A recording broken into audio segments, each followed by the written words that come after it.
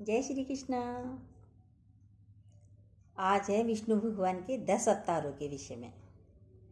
ये अवतार भगवान विष्णु के तो हैं ही, लेकिन माँ के गर्भ से कैसे शुरू होते हैं ये सुनिए। पहला अवतार होता है मत्स्य अवतार, जो बालक छोटे से अणु के रूप में माँ के गर्भ में आता है और मछली की तरह तैरता रहता है। दूसरा होता है अवतार उसका कच्छ अवतार, थोड़ा सा और बड़ा होता है। उसके छोटे छोटे से हाथ से निकलने शुरू हो जाते हैं। अब तीसरा होता है और बड़ा, थोड़े और बड़ा हो जाता है, तो माँ के गर्भ में ही उसकी शक्ल सुअर की तरह हो जा लगती है। जैसे सुअर होता है थोड़ा सा ऐसी सिर के ऊपर गोल गोल पिंड सा। अब बच्चा कुछ और बड़ा होता है और उसके हाथ पैर अच्छी तरह दिखने लगते हैं, सिर भी दिखता है, यानी नर सिंह अवतार। अब होता है नर और सिंह की तरह वो पेट में नजर आता है अल्ट्रासाउंड में। ये सारे हमारे ही हैं अवतार, कोई और किसी के नहीं। अब बच्चा बाहर आने के बाद उसका होता है वामन अवतार, छोटा सा वामन अवतार, छोटा सा होता है। वो है अवतार हमारा वामन अवतार, एक नन्हे बालक के रूप में जो होता है। वामन अवतार में क्या हुआ था? वामन भगवान ने पृथ्वी, पाताल, ये 3 पग भूमि मांगी थी ना बाली से। तो कैसे ली? एक पग में पृथ्वी ले ली, दूसरे पग में पाताल ले लिया, और तीसरा पग बलि ने अपना सर रख दिया कि भगवान अब तो कुछ शेष बचा ही नहीं, लो मेरे सर पे रख दो। इसका क्या मतलब है? बलि ने सिर ही क्यों दिया? क्योंकि उसका जो था वो उसने दे दिया था, खुद को अर्पण भगवान के अर्पण नहीं करा था वामन भगवान को। इसलिए भगवान ने उसके सर पर पैर रखा, अरे तू भी तो मेरा हो जा। इसलिए 3 पग भूमि मांगी थी वामन अवतार में। अब होता है बच्चा बड़ा, यंग एज आती है, टीनेज आती है। क्या होता है टीनेज में? क्या होता है? बच्चा टीन की तरह बजता ही रहता है।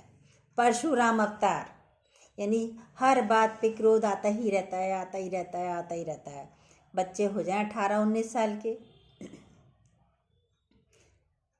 हर बात में क्रोध आता है, तभी उसका नाम है टीन एज, यानी टीन की तरह बजते ही रहते हैं। क्रोध परशुराम की तरह आता ही रहता है। अब है राम अवतार, 7वां। राम अवतार में क्या होता है? शादी हो जाती है। अब शादी हो गई तो मर्यादाओं में तो रहना ही पड़ेगा।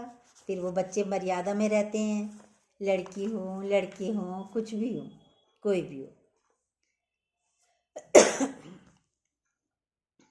अब आता है कृष्ण अवतार। कृष्ण अवतार में क्या करा? सारी मर्यादाएं भगवान ने छोड़ दी और लोक संग्रह के लिए जिए, यानी सबके कल्याण के लिए जीते हैं। रामचंद्र जी की जो थी मर्यादा के रूप में थे राम अवतार। अब राम अवतार इस एज से और बड़े होते हैं, यानी कृष्ण अवतार में आते हैं। जब और बड़ा व्यक्ति होता है तो क्या चाहता है? मैं सबका कल्याण करूं, सबके साथ अच्छा व्यवहार करूं, सबकी सेवा करूं। ये है कृष्ण अवतार। तो ये सारे हमारे ही चल रहे हैं ना। अब और बड़ा होता है 9वां, यानी बोध अवतार, ज्ञान का बोध हो जाता है। और बड़े होने के 50, 55, 60 के बीच में क्या होता है? बुद्धि विकसित होती चली जाती है, ज्ञान का बोध हो जाता है। तो ये है बोध अवतार। अब आता है 10वां, नेह कलंकी अवतार। नेह कलंकी अवतार यानी आने वाला है इस कलयुग में। अब उसके ऊपर कलंक नहीं लगेगा। अब वो कोई कार्य ऐसा करता ही नहीं है जो कलंक लगे। तुम्हारा जीवन भी कलंक रहित हो जाएगा। दुनिया तो कलंक लगाएगी, लेकिन पर तुम्हें कलंक नहीं लगेगा। जब आप सेवा करते रहो, कल्याण करते रहो, अच्छी भावनाओं से आगे चलते रहो, किसी का बुरा मत सोचो, न करो, तो कोई कलंक लगता ही नहीं है। ये होता है लास्ट का कलंकी अवतार। ये हैं हमारे 10 अवतार जो भगवान विष्णु के थे, वो ही हमारे भी चल रहे हैं। जय श्री कृष्णा।